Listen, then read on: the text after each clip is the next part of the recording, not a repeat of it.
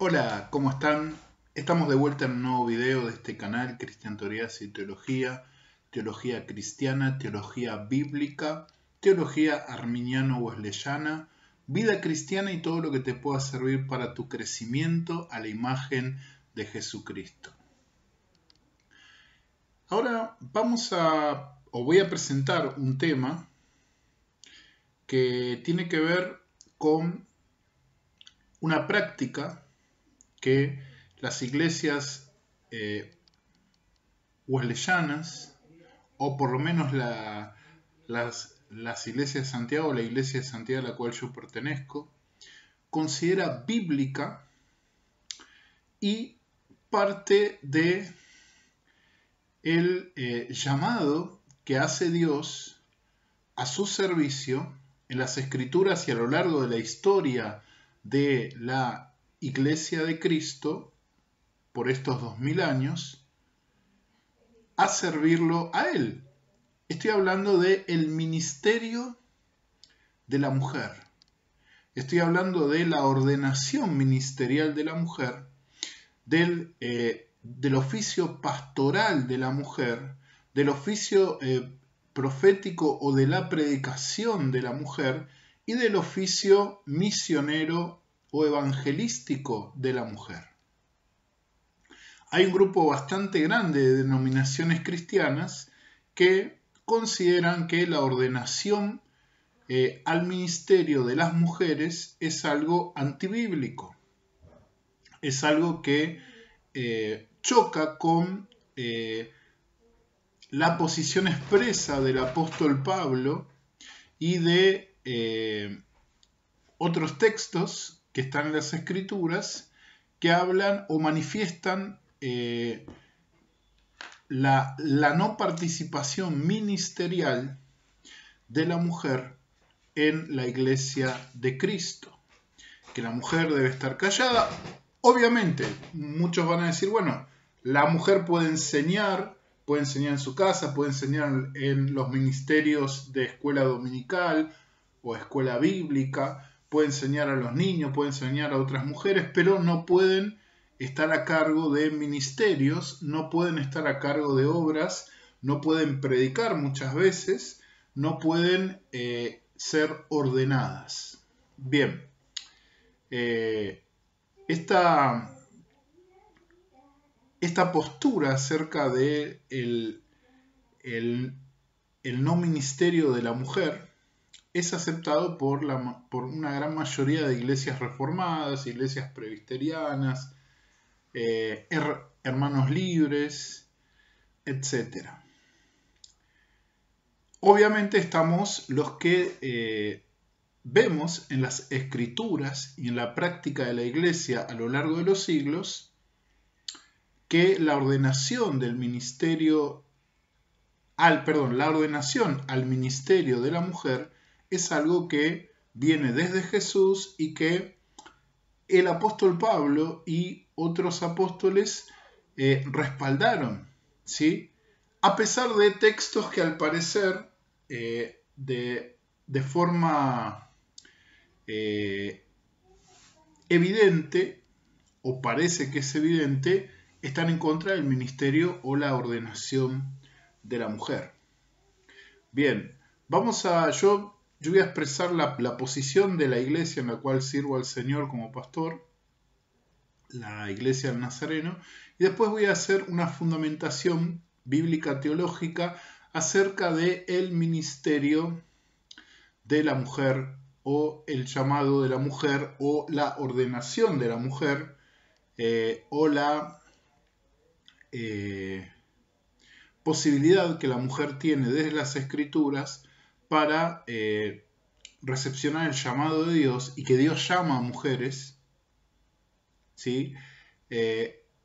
Para el ministerio ordenado, para la predicación, para la evangelización, para el ministerio misionero, etcétera, etcétera, para la enseñanza, etcétera, etcétera.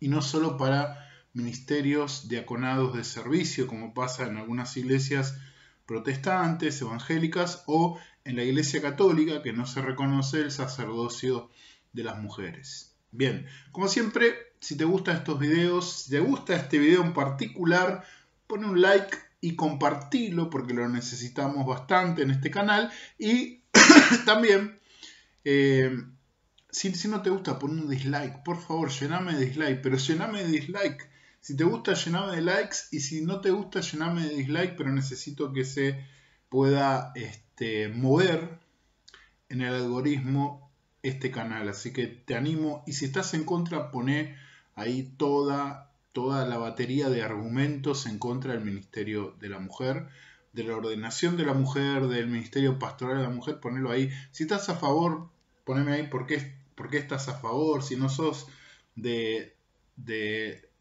las iglesias wesleyanas o de las iglesias de santidad o de la iglesia donde estoy yo, no importa, poné ahí tu parecer, pero por favor deja un comentario. Bueno, vamos a comenzar. Voy a comenzar leyendo la postura oficial de la iglesia a la cual yo pertenezco, del movimiento cristiano evangélico de santidad al cual yo pertenezco, que es la Iglesia del Nazareno. Bien, voy a hacer lectura de uno de los párrafos del manual de nuestra iglesia, que es el manual el cual está toda la normativa de nuestra iglesia y principalmente el resumen en los artículos de fe, lo que nosotros creemos como pueblo de Dios, pueblo de santidad, ¿sí? Como iglesia del Nazareno. Bien, voy a leer la parte de el llamamiento y cualidades del ministerio. Voy a leer el párrafo 501 de la página de este manual. Siempre cada 4 años se renueva, así que voy a leer de la página de este manual, que es el anteúltimo. Llamamiento y cualidades del ministro, párrafo 501, teología del ministerio de la mujer. La Iglesia del Nazareno apoya el derecho de las mujeres de utilizar sus dones espirituales dados por Dios en la Iglesia y afirma el derecho histórico de las mujeres a ser elegidas y asignadas a lugares de liderazgo dentro de la Iglesia del Nazareno, incluyendo los oficios de presbítero y diácono, que son las 2 órdenes que reconoce nuestra Iglesia. El propósito de la obra redentora de Cristo es libertar la creación de Dios de la maldición de la caída. Los que están en Cristo son nuevas criaturas. 2 Corintios capítulo 5, versículo 17. Si alguno está en Cristo, nueva criatura es, las cosas viejas pasaron, y aquí todas son hechas nuevas. En esta comunidad redentora, ningún ser humano debe ser considerado como inferior sobre la base de la condición social, raza o género. Y aquí está el texto, yo creo que uno de los textos fundamentales para poder respaldar el ministerio de la mujer, que es Gálatas 3, del verso 26 al 28, que lo voy a estar citando en la fundamentación. Reconociendo la aparente paradoja creada por la instrucción de Pablo a Timoteo, 1 de Timoteo 2, del verso 11 al 12, y a la iglesia en Corinto, 1 de Corintios 14, del 33 al 34, creemos que interpretar estos pasajes como limitante del papel de la mujer en el ministerio presenta serios conflictos con pasajes específicos de la Escritura que ordenan la participación femenina en papeles de liderazgo espiritual, que los vamos a ir viendo algunos de estos pasajes: Joel 2, 28-29, Hechos 2, 17 al 18, Hechos 21, 8 al 9, Romanos 16, 1, 3 y 7, Filipenses 4, 2, 3. Y viola el espíritu y la práctica de la tradición wesleyana de santidad. Por último, es incompatible con el carácter de Dios presentado en toda la Escritura, especialmente cómo se revela en la persona de Jesucristo, que llamó a mujeres al discipulado. Si bien hay 12 apóstoles, todos sus seguidores predicaban el Evangelio. Todos sus seguidores fueron llamados a ser participantes del reino y a extender el reino en el ministerio de Jesús en toda Judea, en toda Samaria, o sea, en todo el territorio donde estaba Israel. Ahora, ¿eran todos hombres? No. ¿Eran todos de las mismas edades? No. ¿Eran todos solteros? No. Había hombres, había mujeres, había jóvenes, inclusive jovencitos. Se cree que el evangelista Marcos era un jovencito de 14, 15 años y había hombres y mujeres casados, hombres y mujeres solteros, de todos los tipos de edades y de todas las extracciones sociales. ¿Sí? Entonces, ¿por qué tomar una postura de desechar el llamado o desechar la posibilidad de que las mujeres puedan ser llamadas al ministerio? Si Jesucristo llamó a mujeres y el Señor Jesucristo también las puso dentro de él, dentro de la extensión de la misión que el Padre le había dado, porque en ese aposento alto, donde estaban reunidos sus discípulos, también estaban las mujeres que lo seguían. Por eso les dijo el Señor, como el Padre me envió, así también los envío a ustedes. Bien, vamos a desarrollar ahora un poco, de una manera más profunda y sistemática, la fundamentación de por qué nosotros, yo como parte de la Iglesia del Nazareno y otras iglesias que aceptamos la ordenación, el ministerio de las mujeres, tenemos esta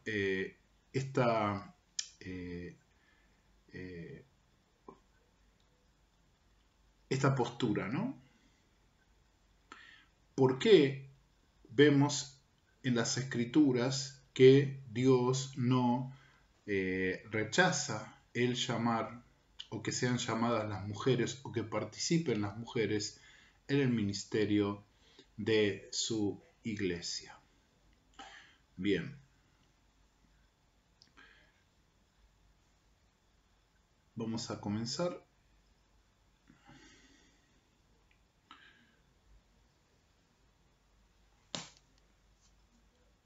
Bien. El ejercicio de los ministerios femeninos en el cristianismo, como dije hace un ratito, tiene su origen en la predicación y llamado que el Señor Jesucristo hizo a sus discípulos. Jesús desafió las convicciones sociales de su época. Trataba a las mujeres como iguales, comía con todo tipo de personas y frecuentaba su trato por encima de las barreras de clase y de género, a la vez que atacaba los vínculos sociales que fortalecían lo que hoy se conoce como la familia patriarcal, sin dejar de reconocer el liderazgo del hombre en el hogar, ¿sí? Lo que el Señor Jesús hacía y lo que vemos en las Escrituras que sucede es que se cortaba con aquella injusticia de dominación que estaba fuera de todo lo que Dios había revelado en su ley y ahora a través de Jesucristo, porque el centro de la ley, nunca lo olvidemos, no es la obediencia servil, el centro de la ley es el amor. Y en este contexto es en el que nace la iglesia primitiva. Entonces, vamos a ver algunas cosas. Gálatas 3:28. Lo voy a ver si tengo acá. Lo voy a leer. Gálatas 3:28. Creo que es un texto clave.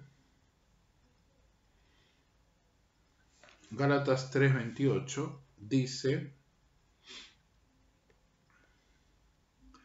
ya no hay judío ni griego, no hay esclavo ni libre, no hay varón ni mujer, porque todos vosotros sois uno en Cristo Jesús.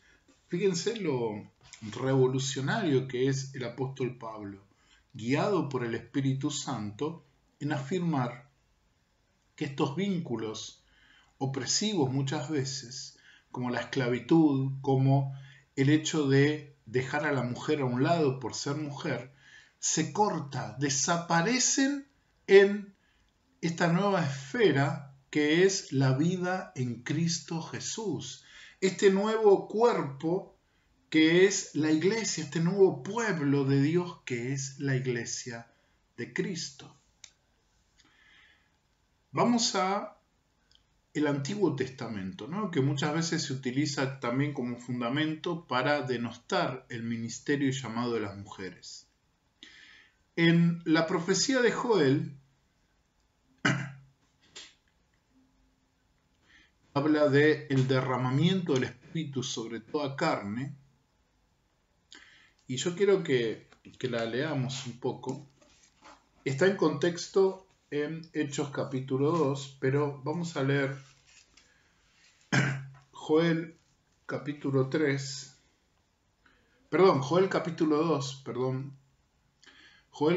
2, versículos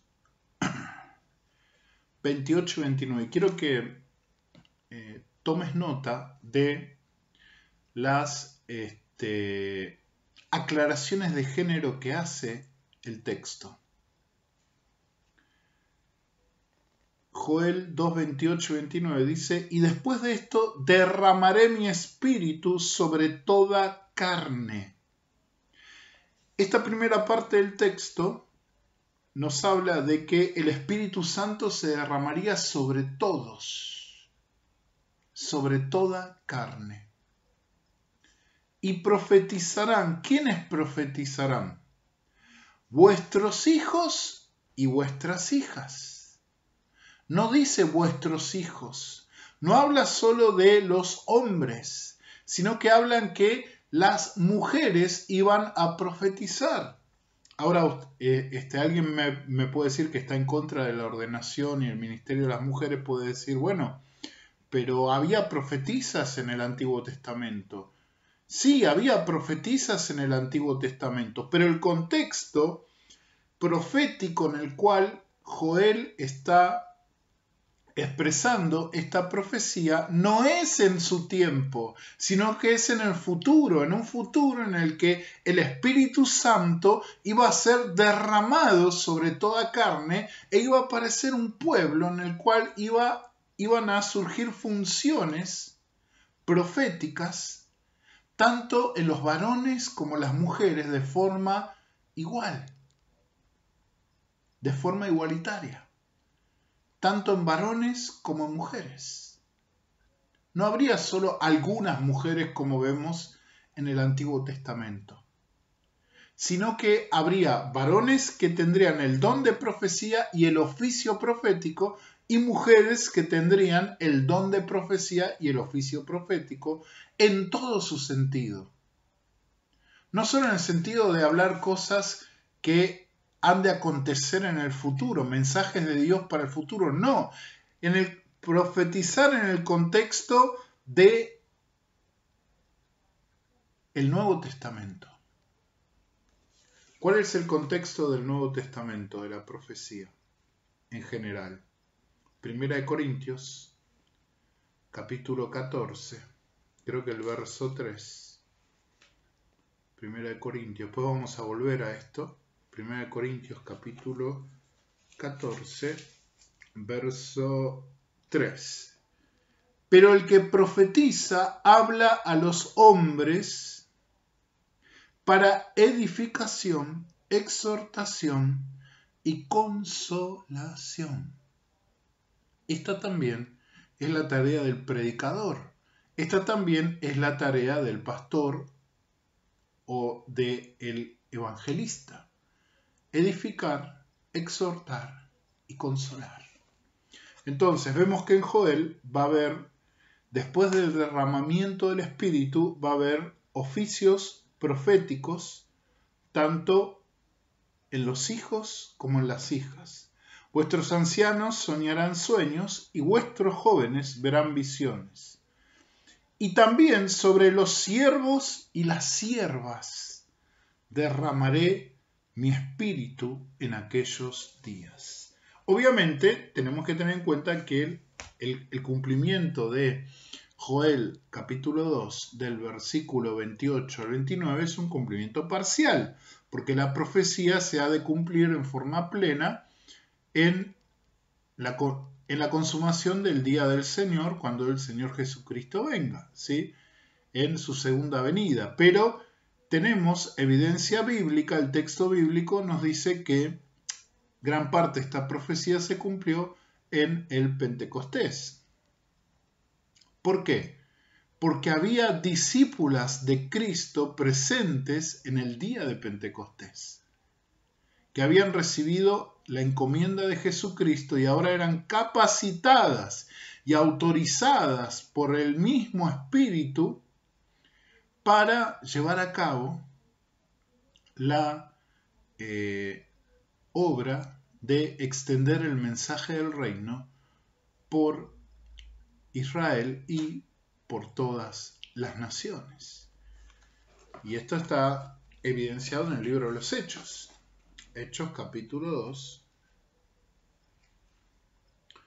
Hechos capítulo 2.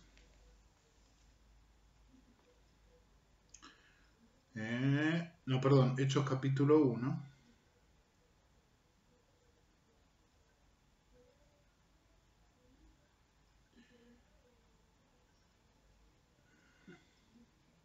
Acá está.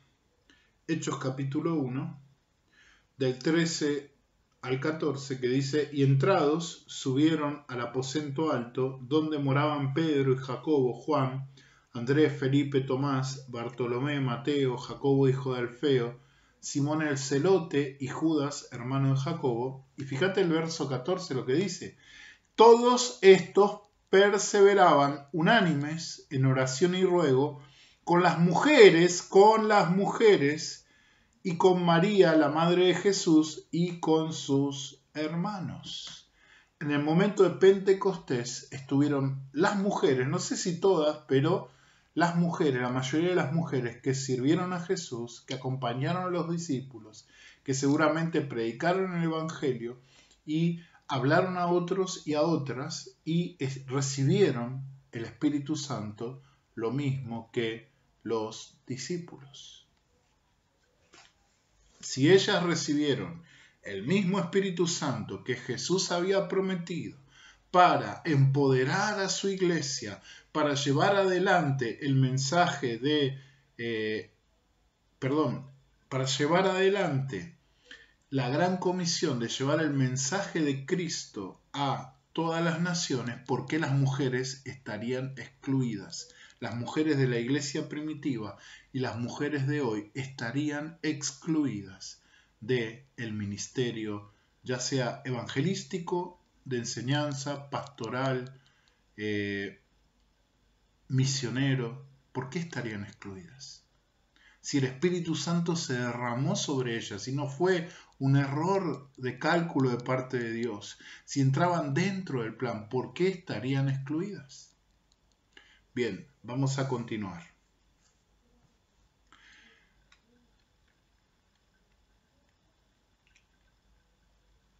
La iglesia como comunidad de fe no depende de la voluntad de los hombres, estrictamente hablando, sino de la voluntad de Dios.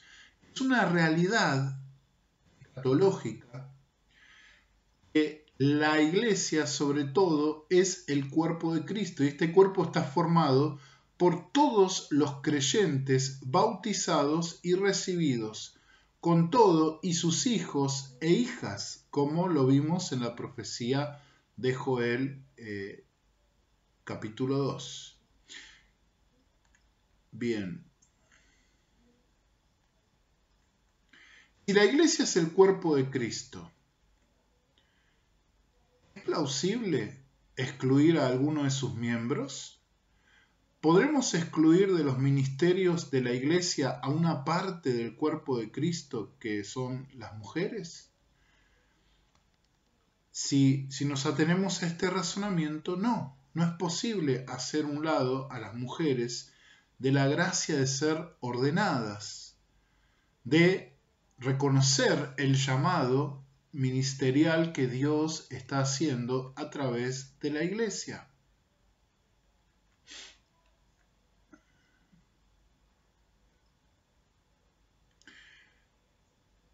Y hay un fundamento bíblico. Todo miembro del cuerpo de Cristo es útil y necesario.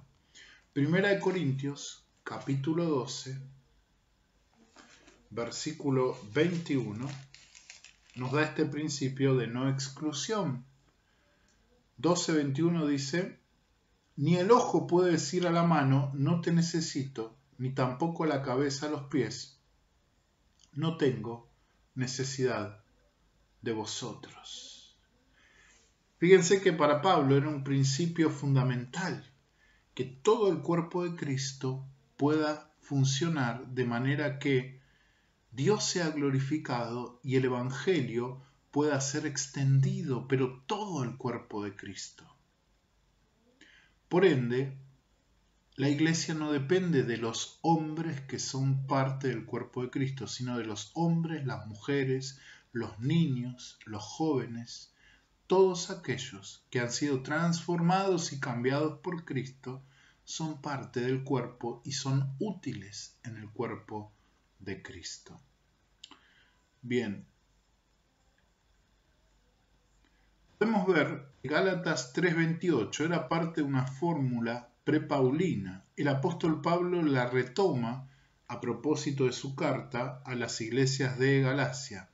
El principal objetivo que tenía el apóstol Pablo al escribir esta carta a los creyentes de la región de Galacia era la de dar a conocer la libertad que se vive en el contexto del Evangelio contra cualquier elemento que esclavizaba o discriminaba a otros. Gálatas 5:1 lo dice con claridad: para ser libre nos llamó Dios, por tanto manteneos firmes y no os dejéis oprimir nuevamente bajo el yugo de la esclavitud.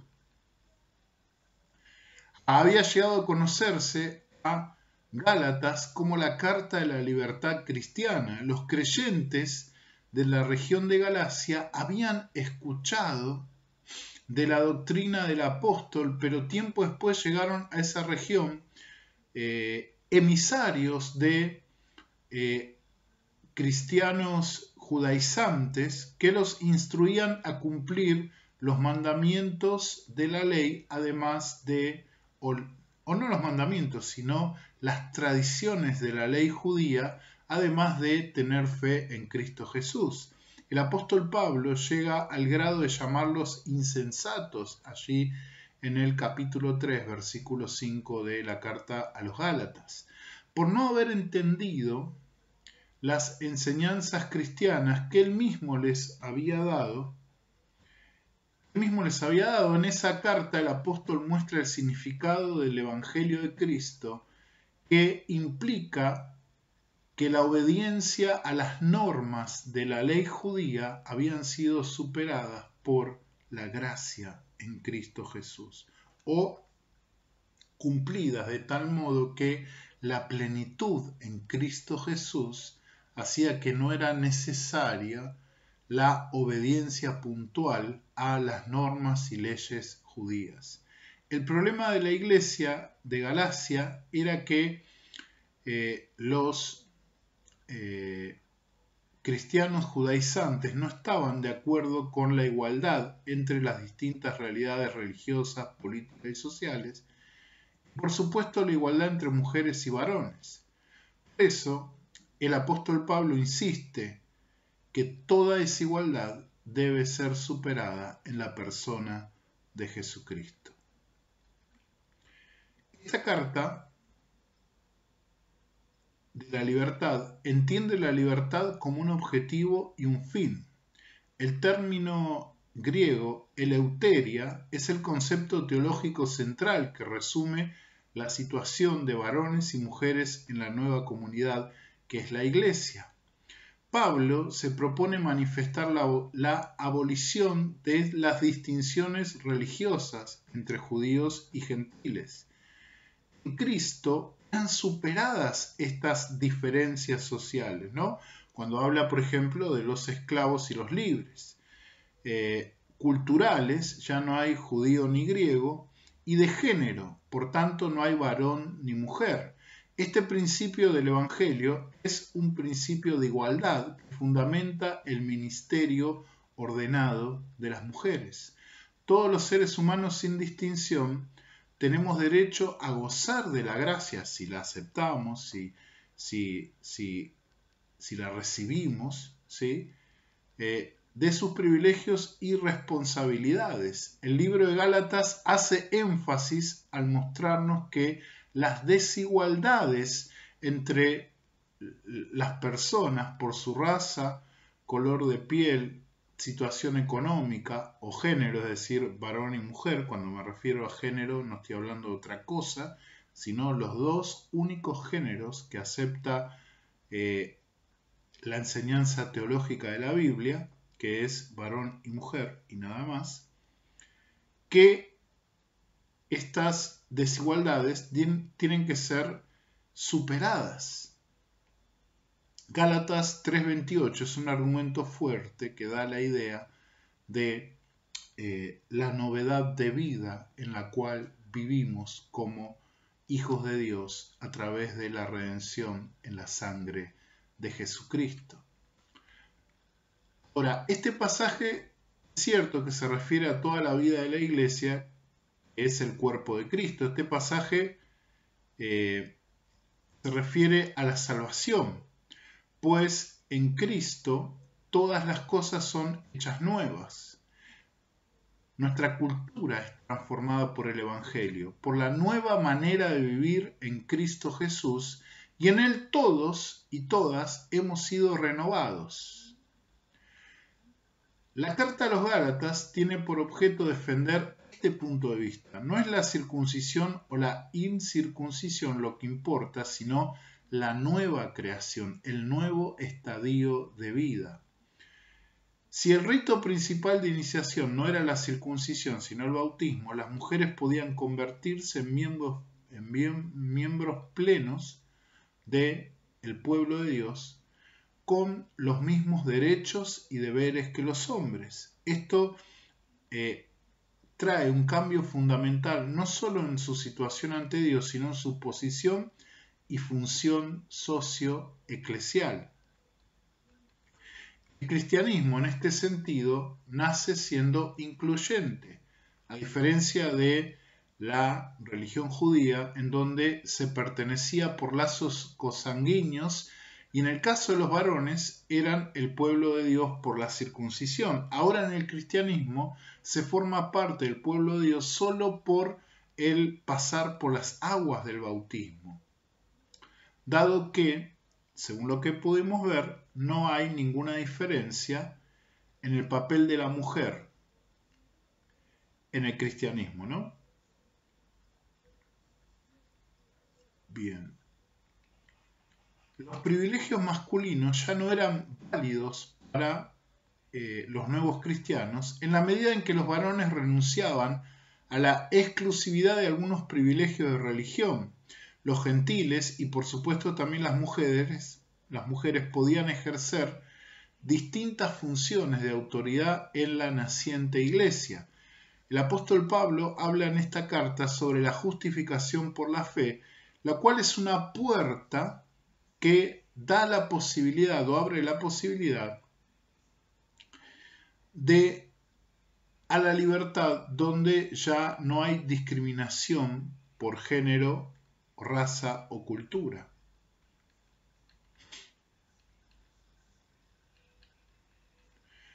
Bien. Dios nos ha llamado a la salvación, nos ha llamado a ser parte de su cuerpo, el cual es Cristo, la cabeza. Dios nos concede a todos los hombres y las mujeres los dones del Espíritu Santo, nos hace siervos y siervas y nos invita a todos a proclamar el Evangelio del Reino de Dios. Si Dios no hace distinción de personas por su género, ¿por qué habremos de hacerlo nosotros, que somos su pueblo? Los que somos parte del cuerpo de Cristo tenemos el deber de tratar con justicia a los demás sin discriminar, sin excluir, sin importar la clase social o el género o el lugar de procedencia. Jesús no lo hacía. ¿Qué es necesario para poder participar de la gracia de recibir un don de Dios? El pasaje deja claro que no importa la raza, el estatus social y el género. El único requisito para poder tener acceso a los dones es ser parte del cuerpo de Cristo, es decir, la iglesia por medio del bautismo de aguas. No es necesario ser varón para recibir la gracia de la ordenación. ¿Acaso lo que nos salva es que Jesús fuera masculino o el hecho que asumiera o el hecho de que asumiera nuestra humanidad? Para el apóstol Pablo, la igualdad radical entre varones y mujeres se debe a que somos iguales ante Dios, somos sus hijas e hijos, en el Hijo, en Jesucristo. No podemos ni debemos buscar el dominio de algunos de los géneros sobre el otro, al contrario, debemos sujetarnos mutuamente, varones y mujeres, en el amor de Cristo.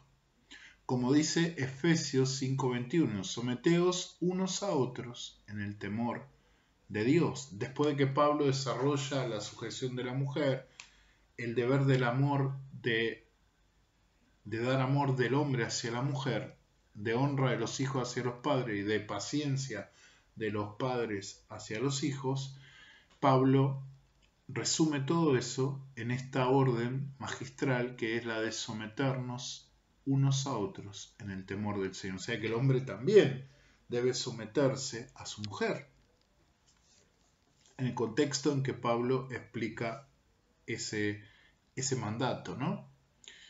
Bien. No toca a los varones llamar al servicio a las mujeres. El llamamiento que desemboca en la ordenación siempre y será una gracia. Dios mismo es quien confiere a hombres y mujeres según su soberanía para que la ejerza según su voluntad, y a los varones les corresponde reconocer el llamado que el Señor le da a las mujeres o a algunas mujeres para ser pastoras, para ser evangelistas, para ser líderes, diaconisas, etc. Las mujeres y los varones somos parte de la iglesia, que es el cuerpo de Cristo, y ambas partes hemos sido rescatados por la sangre de Jesucristo. Y Dios nos ha bendecido al habernos dado el don del Espíritu Santo, tanto a varones como a mujeres, sin distinción. Bien. El silencio ministerial o litúrgico de las mujeres promovido en circunstancias particulares, allí en 1 Corintios 11 y 14, se aplicó en un determinado momento histórico particular porque el Espíritu Santo no hace acepción ni clasificación de personas para obrar en su iglesia. Entre la carta de Gálatas y 1 Corintios hay una gran diferencia, porque mientras que en Gálatas se afirma la libertad en Cristo, en la carta a los Corintios el apóstol Pablo está señalando de forma puntual algunos problemas graves en el aspecto moral y litúrgico de la iglesia de Corinto. La interpretación de estos pasajes, como siempre, debe hacerse en el contexto del conjunto del mensaje cristiano y desde luego, en ningún caso, hay que aislar los textos del contexto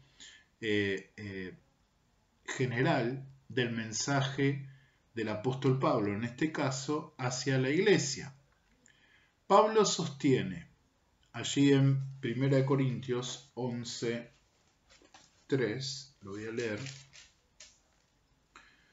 dice: pero quiero que sepáis que Cristo es la cabeza de todo varón, y el varón es la cabeza de la mujer, y Dios la cabeza de Cristo. Bien. Muchas veces el vocablo kefá ha sido interpretado erróneamente, usándolo como excusa para afirmar que la mujer está bajo las órdenes y autoridad del varón. Según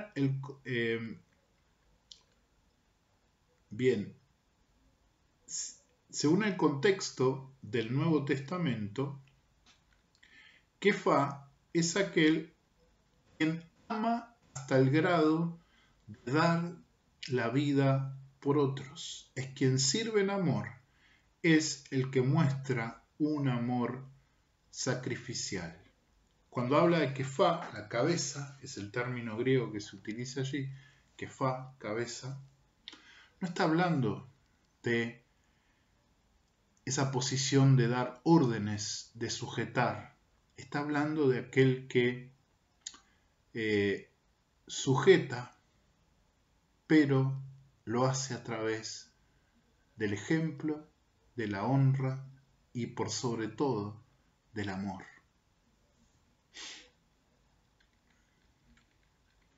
Bien.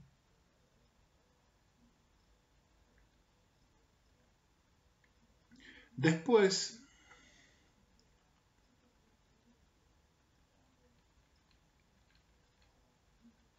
vamos a ver en qué sentido expresa el apóstol Pablo el término que kefá, o sea, que el hombre es el kefá de la mujer o es la cabeza de la mujer, así como Cristo es el kefá de la iglesia y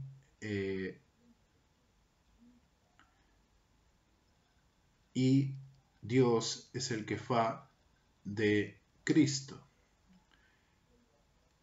La figura retórica de kefá o cabeza no indica que la mujer esté en una situación de inferioridad en cuanto al hombre, ni que su forma de honrar a Dios sea solo a través de su marido, como si solo él tuviera una relación directa con Dios. La figura retórica de la cabeza o kefá se usa para señalar una relación que debe ser honrada y que sirve para ilustrar la exhortación a las mujeres en cuanto a su participación activa en el culto, que tiene que ser de forma digna y decente.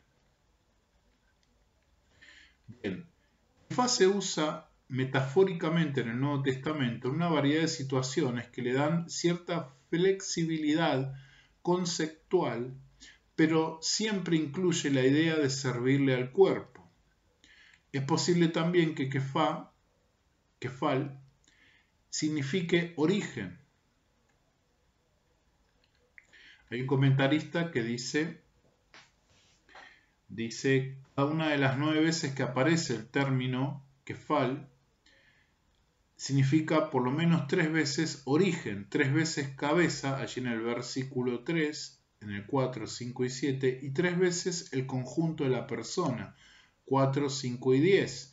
Lo que nunca ocurre en griego bíblico solo pasa en el griego profano o en la literatura profana griega, es que kefal significa autoridad. O sea, esto hay que tenerlo claro. Cuando Pablo habla de que la cabeza de la mujer es el hombre, está hablando en el sentido de que el hombre debe ser el origen de la fuerza, de la honra, de la estabilidad de la mujer. en su amor, en su servicio.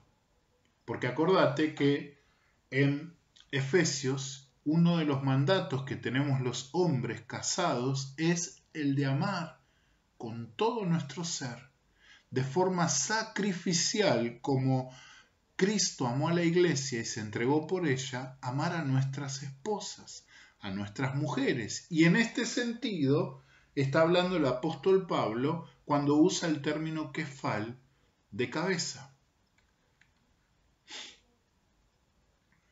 Bien. Pablo utiliza acá un semitismo del hebreo, resh, que lo usa para dar una respuesta exegética para resolver el tema que se planteaba en la comunidad de los corintios, que tiene algo que ver con la cabeza de las mujeres. El texto no debe interpretarse como una cadena de mando. Si se interpreta kefal como por una de sus acepciones, que es origen, el texto podría leerse o interpretarse de la siguiente manera. Primero, la creación del hombre vino, primero en la creación el hombre vino de Cristo, y esto está fundamentado, ¿no? Juan capítulo 1, verso 3, verso 10 y 1 Corintios 8, 6. Después de la creación del hombre, la mujer se formó del varón. Esto también está claro en la Escritura, en Génesis 2, 22. Luego, más tarde, en el plano histórico, Cristo vino de Dios para vivir entre los seres humanos. Esto lo tenemos allí en Juan 1:14, cuando dice el apóstol Juan que Jesús tabernaculizó o se hizo hombre, el verbo se hizo hombre, y nosotros vimos su gloria como la gloria del unigénito. El origen del hombre fue Cristo. Eso es lo que está diciendo Pablo. El origen del hombre fue Cristo. El origen de la mujer fue el hombre. Y el origen de Cristo, en un sentido histórico, fue Dios. Porque en este sentido contextual, que Pablo quiere romper tanto la hegemonía indiscriminada de la mujer en el culto como la total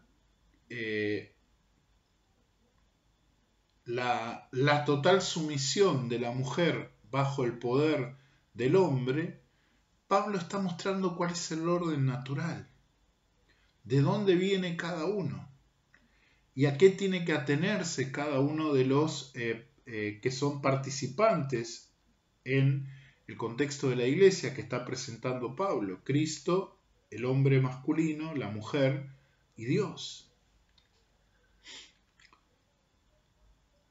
Después tenemos el texto, otro tema controversial, que es el uso del velo.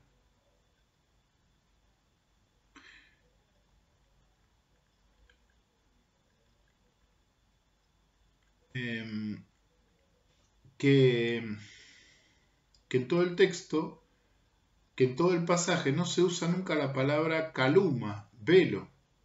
Es hasta el versículo 15 que aparece el término peribolaion, que puede dar a entender como una envoltura, un manto, un vestido, y también puede aludir a un velo. En el pasaje se utiliza con frecuencia el término akatakalupton, que algunos llegan a traducir como sin velo, pero como se hace referencia en el griego bíblico a una condición de despeinada, desgreñada o con el pelo revuelto, que es una de las acepciones de ese término, que no estaba recogido el cabello con cintas o diademas, entre el cual el mundo judío era considerado como algo indecoroso. En la cultura griega las mujeres acostumbraban a usar el cabello recogido con cintas o diademas. Las seguidoras, por ejemplo, del dios Dionisio, soltaban sus cabellos en las participaciones cúlticas a este dios. En la comunidad de Corinto, los nuevos creyentes, al partir el pan o al realizar algún culto, desbordaban en manifestaciones como hablar en lenguas, y durante ese frenesí algunas mujeres de la comunidad se soltaban el cabello y se despeinaban, como ocurría en el culto a Dionisio. Debido a la tradición judía, el apóstol Pablo piensa que el despeinarse no es decoroso en un culto.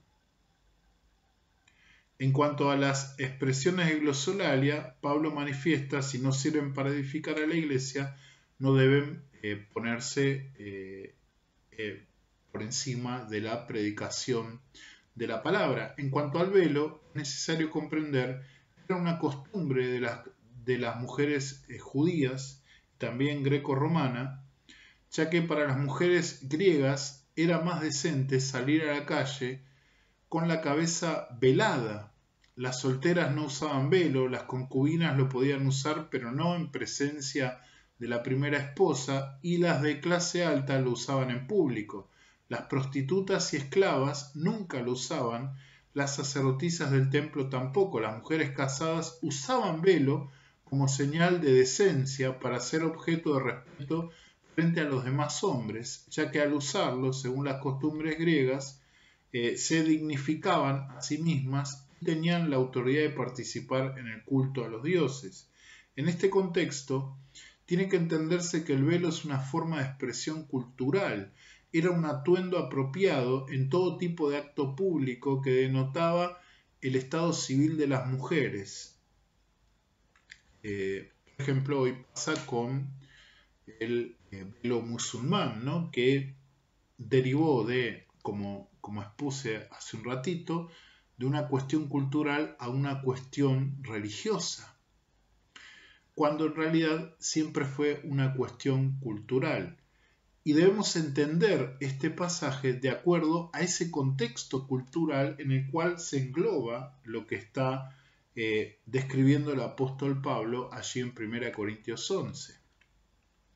Cuando en el versículo 10 de este mismo pasaje se dice, por lo cual la mujer debe tener la señal de autoridad sobre su cabeza por causa de los ángeles, podemos ver que no existe un solo pasaje en toda la literatura en el que exousia signifique signo de autoridad. Exousia quiere decir capacidad para hacer algo. No es símbolo de la autoridad como un magistrado tiene autoridad sobre una comarca o sobre una ciudad, sino como la capacidad para hacer o realizar o que se lleve a cabo algo.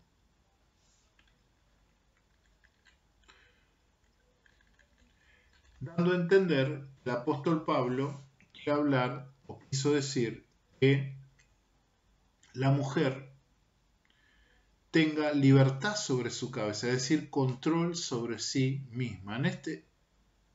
En el contexto del problema del desorden en el culto que acontecía en la iglesia de Corinto, tenemos que entender que Pablo se refiere al control que deben tener sobre sí mismas las mujeres que oran, profetizan o hablan en lenguas, porque esto es decoroso.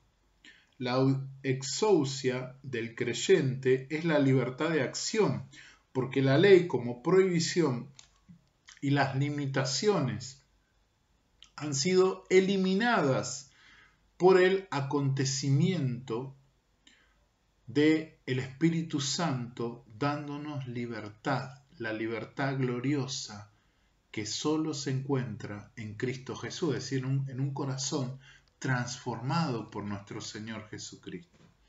En el versículo 11,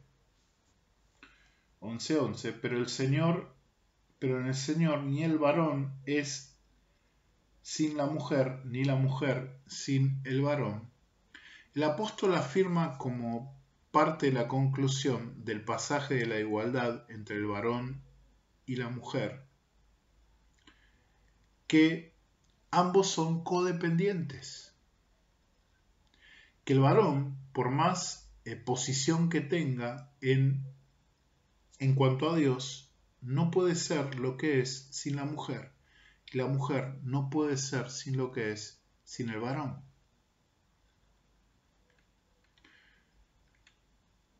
Eso lo tenemos bien claro en el relato primigenio de la creación de la primera pareja humana, que la mujer es formada de la costilla del varón y el varón después nace de una mujer, su madre. Entonces ni el varón está sobre la mujer, ni la mujer está sobre el varón en este contexto bíblico. De igual modo, en todo el pasaje no encontramos un texto en donde el hecho de usar velo o el cabello recogido o con diademas se relacione con la subordinación de la mujer hacia el varón. Y mejor aún, que esto sea una prohibición para la ordenación de las mujeres. De ninguna manera podríamos basar este tipo de prohibiciones acerca de la vestimenta o el decoro de la mujer en estos textos, ya que en la nueva creación se supera toda esta división de género entre varón y mujer, aunque en algunas ocasiones el apóstol Pablo les dijo a las mujeres que guardaran silencio, como en 1 Corintios 14, del 34 al 35, podemos ver que fue en el trasfondo cúltico de las cúltico específico de los corintios, porque al parecer era un culto a Dios muy ruidoso, con expresiones religiosas muy marcadas, donde las personas se interrumpían al parecer unas a las otras, donde había gritos, había confusiones. Entonces era evidente que Pablo llamaba al orden. Pablo se vio en la necesidad de prohibir a las mujeres hablar o enseñar en la congregación debido a que las mujeres de ese lugar en particular, no tenían la formación para hacerlo. Otra hipótesis muy aceptada es que Pablo podría referirse a las mujeres con el término gunaikes en un sentido que no abarca a todas las mujeres, sino solamente a las mujeres casadas, las gunaikes, que se puede traducir como esposas. Esto se deduce porque en el versículo 35 del capítulo 14, ellas que deben guardar silencio en el culto han de preguntarle a sus esposos en privado si quieren aprender. No a todas las mujeres, ¿sí? Eso es algo muy particular, ¿no? Versículo 35 dice, y si quieren aprender algo, pregunten en casa a sus maridos. O sea que la prohibición no es a todas las mujeres, a las niñas, a las solteras, a las viudas, a las casadas, sino solamente a las casadas por el término, ¿no? Gunaikes. Y también en el verso 34 dice, vuestras mujeres callen en las congregaciones, quizás hablándole a los maridos, porque no les es permitido hablar, sino que estén sujetas como también la ley lo dice. Y si quieren aprender algo, pregunten en casa a sus maridos, porque es indecoroso que una mujer hable en la congregación, ¿no? Teniendo en cuenta el término griego utilizado por el apóstol Pablo, gunaikes. Este silencio era momentáneo mientras aprendían a comportarse, eso es lo que dice el texto, en la liturgia, en el culto. No que definitivamente la mujer, por ser mujer, no podía hablar, ni enseñar, ni predicar, ni manifestarse en el culto. Bien. Lamentablemente se ha tomado esta porción de la Escritura para prohibir la ordenación de las mujeres en los distintos ministerios y se dejan de lado textos como Primera de Corintios 11:5, que son muy claros, donde se habla que las mujeres oran en el culto y también profetizan. Primera de Corintios 11:5 dice, pero toda mujer que ora o profetiza con la cabeza, y cuando habla de oración está hablando de una oración con voz intensa, elevada, pública, ¿sí? Afrenta su cabeza, porque lo mismo es que si se hubiesen rapado. Y en el verso 26, 11:26, dice, así pues todas las veces, esperen, no, a ver, 11:26 no, es 12:26 si no me equivoco, no, o 14:26, así. 14:26 dice, ¿qué hay pues, hermanos? Cuando os reunís, cada uno de vosotros tiene salmo, tiene doctrina, tiene lengua, tiene revelación, tiene interpretación, hágase todo para edificación. O sea, en pocas palabras, Pablo está diciendo que todos pueden participar en el culto, y en el culto había hombres y mujeres. O sea, todos podían participar. Pablo resalta que para orar o para profetizar o predicar o expresar la palabra sobrenatural que venía de parte de Dios, de parte del Espíritu Santo, solo tenían que hacerlo de forma digna. No está hablando de que esos oficios no podían ser usados o no podían participar de esos oficios, de esos momentos en el culto, las mujeres, sino que podían hacerlo, pero tenían que hacerlo de forma digna, no de forma indecorosa, no de forma alocada, diríamos. No hay una prohibición explícita a que las mujeres no deban participar del culto público de la iglesia.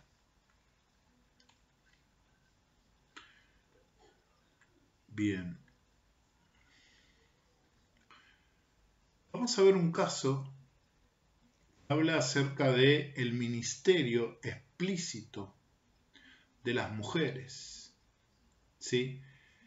En el caso de una mujer profeta de las comunidades cristianas que había fundado el apóstol Pablo, podían presidir las asambleas que se reunían en las casas. No es lógico pensar que pudo presidir en su calidad de presidenta de la asamblea la acción de gracias, la Eucaristía o el ágape una mujer. Cuando las mujeres fueron convertidas, fueron también las que transmitieron la memoria del Señor. ¿Por qué no iban a presidirlo? Todavía no existían los ministerios y pronunciar la acción de gracias, la Eucaristía, debía parecer algo natural para los nuevos convertidos. Y acá viene el caso de una pareja que es mencionada en el contexto del libro de los Hechos y el ministerio del apóstol Pablo en sus cartas varias veces, me estoy refiriendo a la pareja pastoral misionera de Priscila y Aquila, que fueron fundadores de la iglesia de Corinto, los dos. Y me encanta porque primero lo presentan a este dúo dinámico como Aquila y Priscila, como debería ser en el contexto general de los judíos y en el contexto de la iglesia primitiva, cuando se estaba ahí debatiendo si la iglesia debía ser judía o no.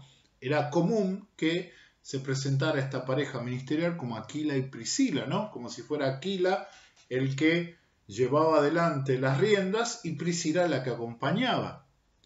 Pero con el correr del texto vemos que la mención que se hace de esta pareja ministerial, el nombre Priscila comienza a ponerse primero y el nombre de Aquila comienza a ponerse en segundo lugar. Pablo dice que, el libro de los Hechos dicen que Priscila y Aquila fueron los fundadores de la iglesia de Corinto. Si Pablo hubiera estado a favor del silencio de las mujeres en la congregación, no hubiera permitido que una mujer colaborara con el levantamiento de la iglesia.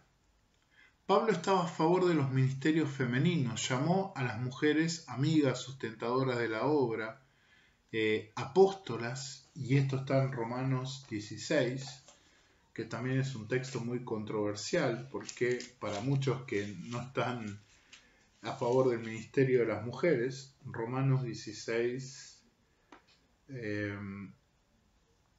acá está, a ver. Romanos 16:7. Saludad a Andrónico y a Junias, mis parientes y compañeros de prisiones, los cuales son muy estimados entre los apóstoles y que también fueron antes de mí en Cristo. Muchos estamos de acuerdo, o sea, yo obviamente estoy de acuerdo, pero hay muchos teólogos y comentadores bíblicos de renombre que en este texto ponen a Junias como una mujer, porque era el nombre que deriva de Juno, que era el nombre de la esposa de Júpiter, por lo tanto es un nombre femenino. Y en algunos textos, en algunos manuscritos más antiguos del libro romano aparece como Junia. Y aquí el apóstol Pablo estaría hablando de una pareja, Andrónico el hombre y Junias la mujer, que dicen que eran muy estimados entre los apóstoles, o sea que estaban estimados en el grupo de los apóstoles. Entonces, Andrónico, al parecer, era un apóstol en el sentido de ser enviado, no quizás en el sentido de los 12 apóstoles, pero sí de esos que son mencionados en las cartas de Pablo, y en el libro de los Hechos, como los enviados de las iglesias, que eran personas que fundaban nuevas iglesias, predicaban, ministraban la Eucaristía, ordenaban, bautizaban, ¿sí? Y estos eran estimados en ese grupo de los apóstoles. Entonces, si Junias era una mujer, estamos hablando de una apóstola, aunque suene raro, de una mujer que ejercía el ministerio apostólico.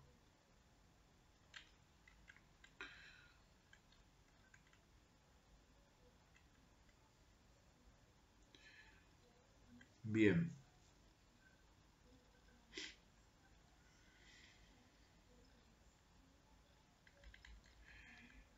En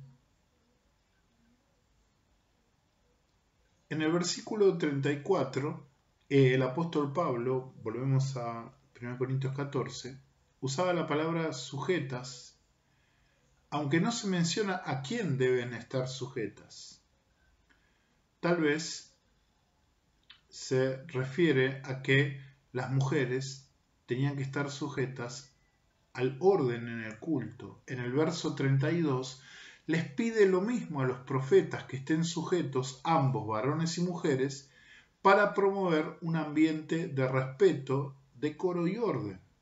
El apóstol continúa, como también la ley lo dice. ¿A qué se refiere? Es muy probable que se refiera a las leyes judías, griegas y romanas que existían en esa época para controlar las expresiones litúrgicas y estáticas de las mujeres. Ante estos pasajes controversiales cabe la pregunta: ¿cuál es la enseñanza total de la palabra y en específico de los evangelios? La discriminación que la mujer ha sufrido al ser relegada de los ministerios a los cuales Dios ha llamado a través de su Santo Espíritu es el fruto de una interpretación desvirtuada de estos pasajes, una interpretación desde la óptica de, por ejemplo, la filosofía aristotélica. Con tanta marginación, ¿qué habría dicho y hecho Jesús? Los evangelios nos muestran a un Jesús misericordioso y compasivo con los más débiles, entre ellos, obviamente, las mujeres. Delante de una cultura que minimizaba, humillaba y cosificaba a la mujer, Jesús se presenta dándole un trato de igualdad digna. La igualdad, el amor, la ayuda mutua y el respeto entre hombres y mujeres que vivió la iglesia del primer siglo era la clara respuesta de los primeros cristianos a una sociedad que vivía en un constante dolor y acecho el uno al otro por esta desigualdad entre el hombre y la mujer. El apóstol Pablo dice en 1 Corintios 12, del 13 al 14, la iglesia de Cristo es como el cuerpo humano, está compuesto por distintas partes, pero es un solo cuerpo.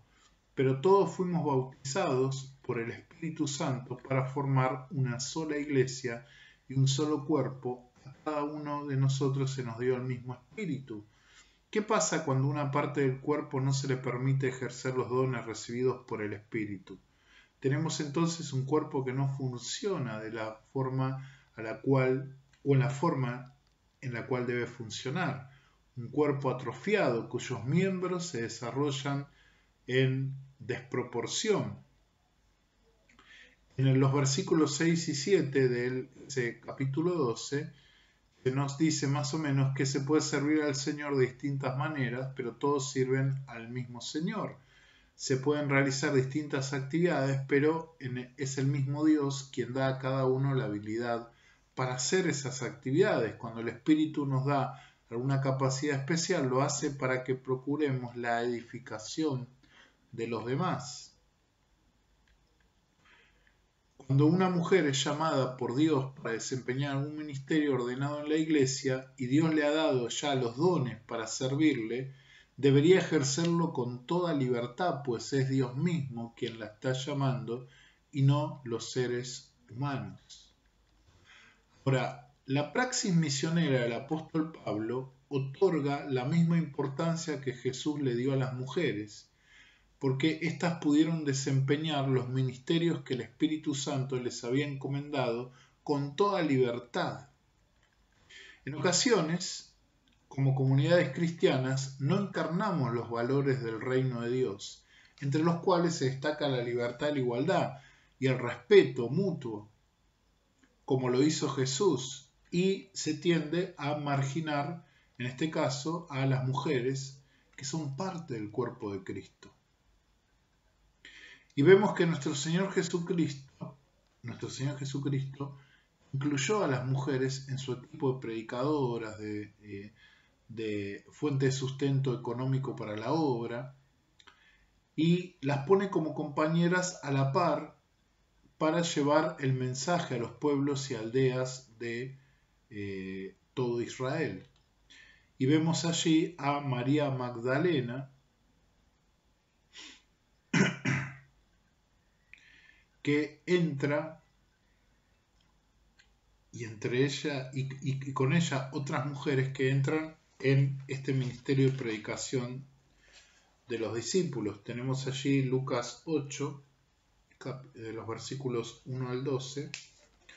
Lucas 8,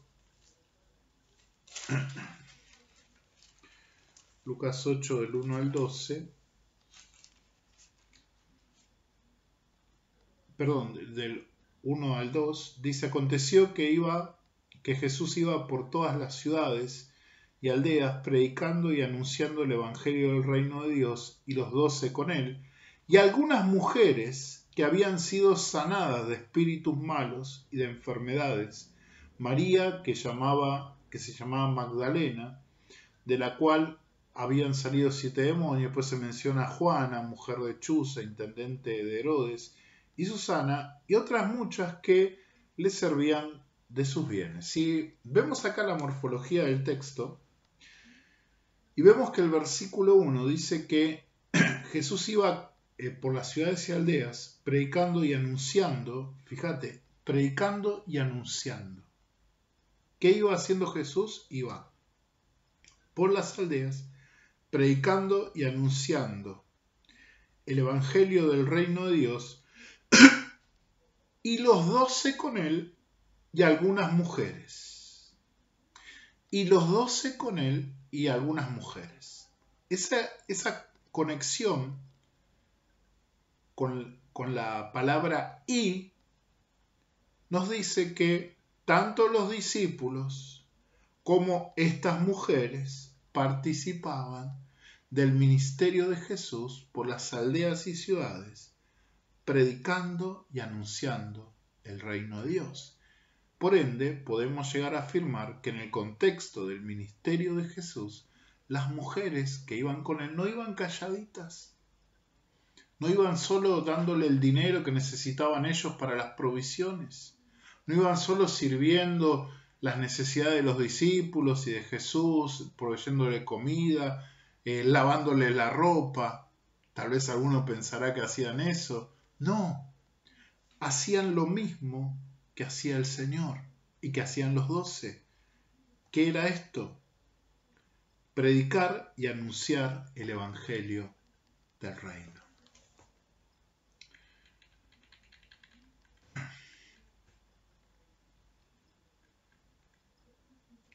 Bien, vamos a ver otros puntos de vista. Por ejemplo, en la resurrección de nuestro Señor Jesucristo, donde vemos el punto de inflexión en el que Jesús entrega su misión, da su misión a sus seguidores, a sus discípulos, les da la responsabilidad de la continuación de su misión, y que el mensaje fundamental de la misión es que ese Jesús que murió había resucitado entre los muertos. ¿Y quién es la primera persona que recibe el mensaje glorioso y experimenta la realidad gloriosa del Cristo resucitado? No fue Pedro, no fue Juan, no fue ninguno de sus discípulos, fue una mujer, María Magdalena.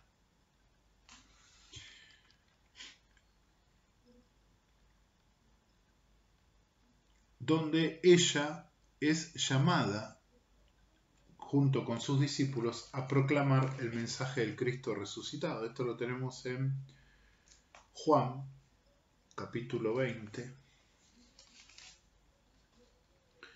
Juan, capítulo 20. Verso 17. Jesús le dijo: no me toques, porque aún no he subido a mi Padre, mas ve a mis hermanos y diles: subo a mi Padre y a vuestro Padre, a mi Dios y a vuestro Dios. El primer anuncio del mensaje de la resurrección y lo que viene con la resurrección, esta nueva vida en Cristo Jesús, esta nueva promesa de vida eterna en Cristo Jesús, que es también la resurrección en sí, es proclamada en primer lugar por una mujer. Bien, una mujer, como te dije, es enviada a dar las nuevas de la resurrección.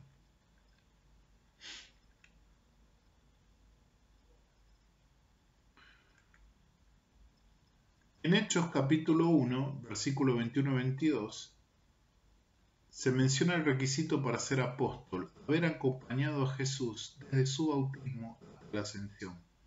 María Magdalena cumplió con estos requisitos y abre el camino para que muchas mujeres ejerzan un ministerio al cual fueron llamadas, el ministerio al cual fueron llamadas.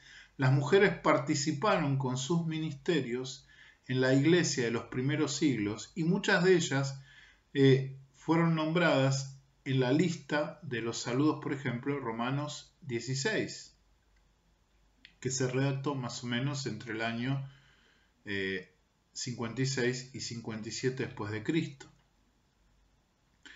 De las 26 personas citadas en el capítulo 16 de Romanos, 7 son mujeres llamadas por su nombre y 2 más por su parentesco. Los nombres son judíos, griegos, latinos y hay personas libertas, esclavos, libres, varones y mujeres, pero sobre todo la lista tiene una clara estructura conforme al rango eclesial. Comienza con Priscila y Aquila y acaba con el saludo a todos los santos. En la lista tan plural encontramos a Febe, a quien el apóstol Pablo la llama ministra y líder, usando el término diaconón o diaconisa en griego, con que se le designa que es un término masculino que denota un uso oficial o un cargo oficial en la iglesia. Si bien el vocablo diaconón puede tener 3 sentidos, a saber, servir a las mesas, el trabajo de un diácono, un servidor, o el trabajo de un ministro o un pastor de una congregación, las 2 primeras interpretaciones no generan mayor rispideces, sino que la última de estas interpretaciones sí, porque habla de la cualidad que tenía Febe como parte del ministerio en la iglesia, es decir, de ser responsable de una congregación o de ministrar a la iglesia. Pablo utiliza el término diaconón para llamar a Febe, al igual que lo hace, por ejemplo, con Apolo, Timoteo, Tíquico y Epafras. Por tanto, el trabajo que realizaba Febe era el mismo, estaba al mismo nivel que el que hacía Apolo, Timoteo, Tíquico y Epafras. Febe fue comisionada por el mismo apóstol para viajar de Cencrea a Roma, ¿sí? Así dice el texto, y explicar esta carta a los romanos. Solo una persona de alto rango con funciones prominentes en la iglesia podía llevar a cabo esta misión. Según la costumbre de aquel tiempo, las cartas que recomendaban al portador daban a entender que él o ella manejaban bien el contenido de la carta y podían explicarlo. No solamente Febe llevó la carta, sino que al parecer, según el contexto cultural, ella también tenía que explicar la carta. Ella también tenía que exponer los temas de la carta, una carta tan difícil, tan profunda, tan teológica como lo es Romanos. Febe tuvo que exponerla, expresarla. Y si ella tenía prohibido, por ser mujer, exponer la verdad de Dios como una predicadora, entonces, ¿por qué Pablo la elige a ella para llevar la carta y no eligió a otro, a un hombre, para llevar esta carta? Febe, por lo tanto, era una ministra. Como ministra ejercía las funciones ligadas al ministerio como predicar, enseñar, dar los sacramentos y dar los sacramentos. El diaconado en la edad apostólica no estaba limitado a las funciones de atender las mesas, sino también a impartir la Eucaristía, a enseñar la palabra y a veces a ministrar iglesias casas, ¿no? Como era la costumbre de ese tiempo. La palabra diaconón no aparece en Hechos 6, donde se habla del servicio a las mesas. O sea que esta palabra, que denota no solo servicio a las mesas o servicio en sí, sino que denota también una cualidad ministerial de predicación, de enseñanza, de pastoreo, no se menciona en el contexto de donde surge el ministerio de los diáconos, que es en Hechos 6, sino que se menciona en el contexto de hombres que son llamados a servir a Dios, ministrando con la palabra, con la Eucaristía y con el servicio pastoral en la Iglesia de Cristo. Es decir, que Febe ejercía todas esas funciones pastorales y ministeriales y de predicación en la Iglesia.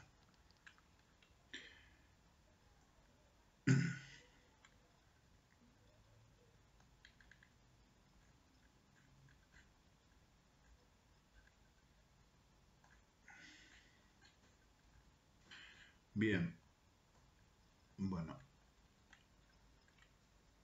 para concluir, ¿no? Porque se está haciendo muy largo el video, hay mucho que exponer. Para concluir, el llamado, el ministerio, la ordenación y el apoyo del servicio de la mujer en la Iglesia de Cristo es escritural. Está apoyado por el actuar de las iglesias desde el primer siglo y por lo tanto no debe ser prohibido. Y no está mal que la iglesia hoy apoye el ministerio de las mujeres, que las mujeres estén al frente de iglesias, que las mujeres prediquen, que las mujeres estén al frente de ministerios misioneros, que no solo estén liderando ministerios de servicio o de educación o de compasión, como pasa en algunas congregaciones, sino que puedan ejercer de forma plena el ministerio, ya sea pastoral, misional o evangelístico, o cualquiera sea el ministerio que el Espíritu Santo llame a las mujeres en el contexto de su obra en el cuerpo de Cristo, para edificar la iglesia y para extender el evangelio a todas las naciones. ¿Sí? Se usa mucho esta falacia de que, bueno, porque hay mujeres que ejercen de forma indigna el pastorado, el ministerio misionero o el ministerio evangelístico, por ende, Dios reprueba todo ministerio femenino. No, no es así. El hecho de que haya mujeres que se autoproclamen apóstolas o pastoras y prediquen cualquier cosa y vivan de forma indigna, no significa que el ministerio de las mujeres no sea un ministerio válido en las Escrituras y en la iglesia, en el contexto del devenir de la iglesia de Cristo. No, significa solo eso, que hay mujeres que ejercen de forma indigna el ministerio de Cristo. No voy a mencionar el nombre de estas supuestas pastoras, apóstolas o predicadoras, porque quizás ustedes las conocen. Pero, por ejemplo, en la iglesia donde estoy yo, en el distrito donde estoy yo, la mayoría de las iglesias que conforman el distrito donde estoy yo acá en Argentina fueron fundadas por mujeres, por verdaderas apóstolas de Cristo, o apóstoles de Cristo, que dejaron sus hogares, que dejaron su comodidad en un contexto de el primer tercio del siglo XX, donde las mujeres no tenían cabida en nada, ni siquiera votaban, donde se le hacía lavar la ropa, cocinar y nada más, atender a los chicos nada más. Mujeres fundaron la mayoría de las iglesias en la cual hoy podemos ejercer muchos de los ministerios. Mujeres. Dios las usó y las sigue usando. Y no está bien prohibir el ministerio de las mujeres. Yo respeto, obviamente, como ministro de Cristo, respeto a otros ministros que tienen otros pensamientos teológicos acerca de este ministerio. Pero esto no quiere decir que sea pecaminoso el ministerio de la mujer o que está en contra de la voluntad de Dios el ministerio de la mujer. No es lo que dice la Escritura, no es lo que dice la palabra de Dios, ¿sí? Bueno, espero que te haya gustado, espero que no haya sido muy pesado, espero que sea bastante informativo este video acerca de esta visión del ministerio pastoral, misional, de la enseñanza, evangelístico de las mujeres, ¿sí? La iglesia donde sirvo al Señor acepta en forma plena, como te dije, el ministerio de la mujer. Si no estás de acuerdo, por favor, poné en los comentarios por qué no estás de acuerdo. Si no te gusta el video, pon un dislike, pero hacelo, por favor, hacelo. Te invito a que veas el video y si no ves la fundamentación adecuada, por favor, hacémelo notar, ¿sí? Bueno, que Dios te bendiga. Si te gustó el video, deja un like, por favor. Yo invito a los dislikes, pero yo no quiero dislike, quiero likes, así que deja un like y compartí este video para que te pueda ayudar, para que pueda ayudar a otros a su edificación en el cuerpo de Cristo. Que Dios te bendiga y nos vemos como siempre en el próximo video.